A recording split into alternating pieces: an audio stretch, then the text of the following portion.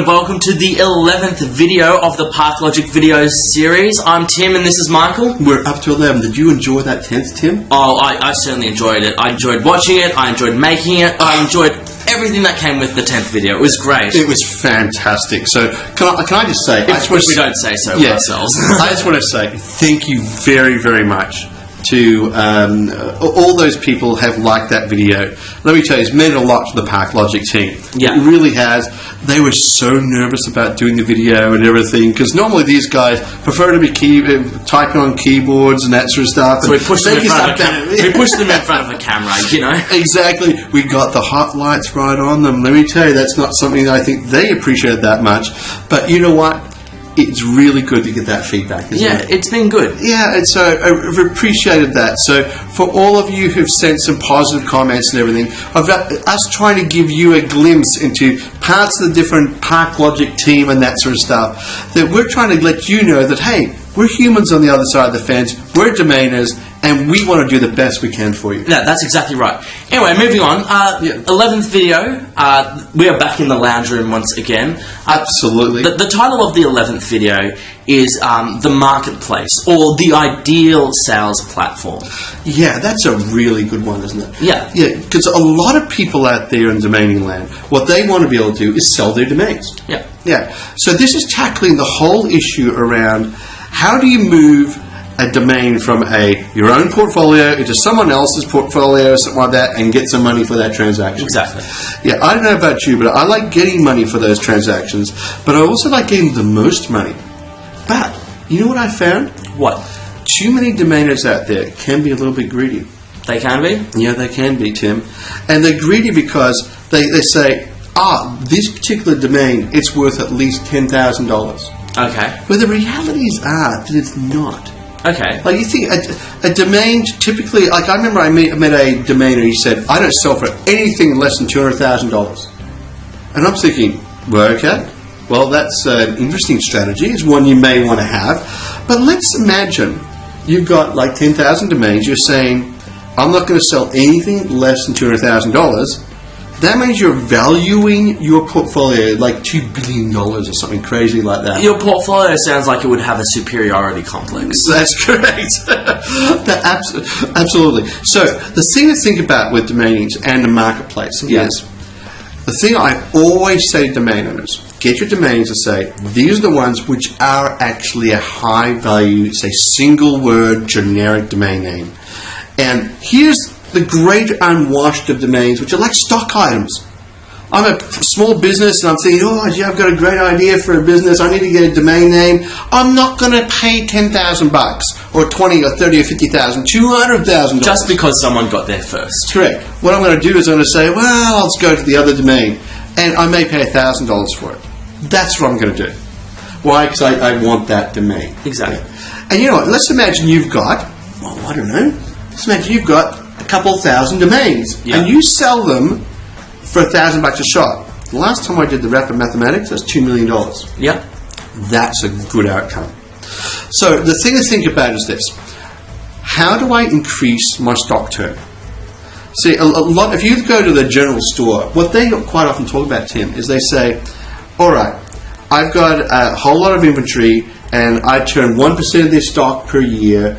And what I want to be able to do is to turn 2%. Okay. So that's the thing to be able to do with domains, is how do you sell 1% of your domains a year and then sell the next year 2% of your domains and 3% of your domains and so forth. So you get that stock turning over. Okay. So you're acquiring new domains, you're selling domains to end users. It gets things moving throughout the marketplace. Yes. You want a very fluid marketplace. That's correct. And so, but not only that, is that you want to be selling to the end user, because you also do want to be able to have that maximum value for the domain. Because if I sell to a wholesaler, all they're going to do is try to sell to an end user. Exactly. It's cutting out middlemen. Yeah, so I want to sell to the end user. So the challenge with selling to end users, though, is that how do you find them? Exactly. How do you find them? How do you know that someone's sitting there at their kitchen table, designing a small business, coming up with a great idea, and they go, I know, I need your domain name. That's the challenge.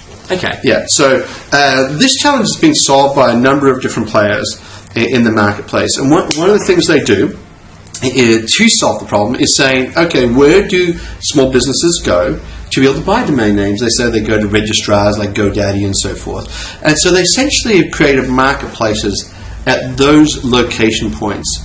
Like Cedo has its MLS platform and so forth, and so there's buy domains, and then there's the different sort of pools of domains you can go to, say at the Cedos and the Afternicks and so forth. But the thing to think about is this, is how do you get in front of those end users all the time and maximize your chance to churning over your stock? All about finding the right people. That's right. So one of the questions that I asked in a forum recently was a really interesting one about what is the ideal marketplace for selling domains, and that's what I'd like to talk to you about. The ideal marketplace is a really interesting question in the forum recently that I made. I said, what is the ideal marketplace? And the overwhelming response, Tim, from many of the people who did respond was, we want to know who the buyer actually is. Okay. Yeah, and so it's all about identification. That's correct, because although I said before, sort of like if you have a domain for $1,000, say go ahead and sell it. But what you don't want to have a situation, if you've got a large corporate who's doing a big, huge, massive campaign, and you sell the domain for $1,000, you need to find out who it is at the other end of the transaction. And so if you look at all the marketplaces around at the moment, is essentially what they are is that the buyer and the seller are separated. Okay. And there's a middleman that sits in the middle there, and they both, the middleman's job is to make sure the buyer never knows who the seller is and vice versa. Okay. Yeah.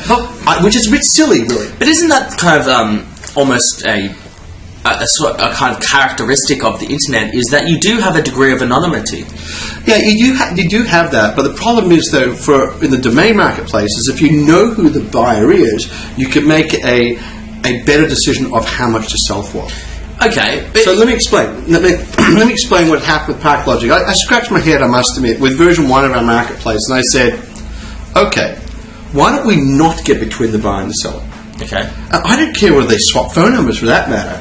I don't care if they swap email addresses. We're not going to block any of that sort of stuff. And so that's what we did with version 1. We said, okay, get the buyer and the seller together in the same room and have them sort of thrash out what they want. And by the way, we don't take a commission. Okay. Which is very, very different approach. In fact, we don't charge anything at this stage. So we essentially provide a service. Yeah, we do. We provide a service, and so when I got this feedback coming through from the community on what is the ideal platform, they wanted tools to identify who the buyer was. And the other thing they wanted to be able to do was to maximize their exposure or their catchment area to more and more people that could potentially see their domain to buy. Exactly.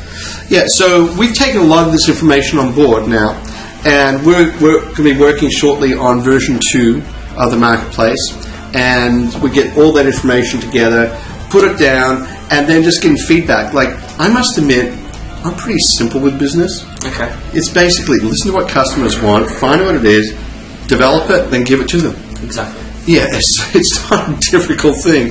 It's sort of like a lot of people, when the internet first came out, they got confused about business. Has it now changed and everything? I said, well, revenue less expenses equals profit. No, it hasn't changed. Yeah, so I'm very simple when it comes to those sort of things. So what I would recommend is this, is contact me through like Domain Boardroom or something. Go to the ParkLogic site and say, Michael, this is what I think would be the ideal marketplace. This is the ideal tools I would like, because we're interested in collecting that information now. Okay. So we can actually then go ahead and task the team to build it and everything, and continuously improve the platform.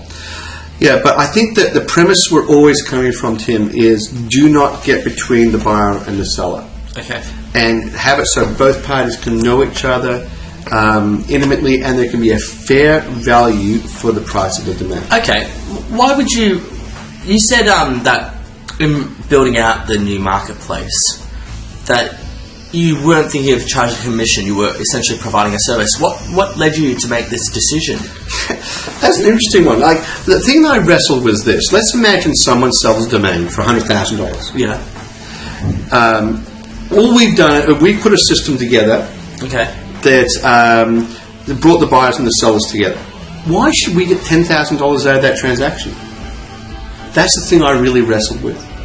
So one of the things we toyed with was, look, we'll just charge you like 5 cents a domain in the marketplace per month, called like an advertising spot, 5 cents a month, and with a minimum charge like $50 or something like that. Okay. And if you sell a domain for $10,000, keep your $10,000. And we thought that was probably a bit of a better way to go. Okay. Yeah, but anyway, so that's a few thoughts on marketplaces. Now, we can talk quite at length about selling domains, but maybe we can leave that to another video. Maybe another video. Exactly. Right. So this concludes our video. Thanks for checking us out. Go to ParkLogic.com.